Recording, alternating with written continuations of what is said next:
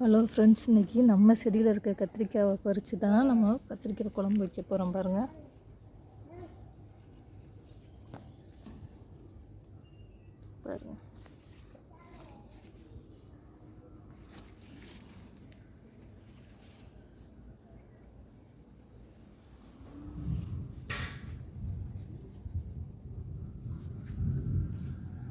Hello friends, நாம் மதுரை பாண்டிச்சேரி கிச்சன்லேருந்து இன்றைக்கி நம்ம கத்திரிக்காய், முருங்கைக்காய், மாங்காய் எல்லாம் போட்ட காரக்குழம்பு வைக்க போகிறோம்.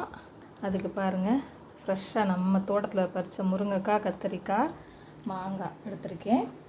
இப்போது தாளிப்புக்கு தக்காளி, கொஞ்சம் பூண்டு, வெங்காயம், கருவேப்பிலை எடுத்திருக்கேன். இங்கே பாருங்கள், 2 ஸ்பூன் வரமிளகாத்தூள், மஞ்சள் தூள், மற்ற மசாலாலாம் சேர்ந்த கலவை ஒரு 3 ஸ்பூன் எடுத்திருக்கேன். மசாலாவுக்கு தேவையான தக்காளி, தேங்காய், சின்ன வெங்காயம், பூண்டு, வரமிளகாய் இதெல்லாம் எடுத்திருக்கோம்.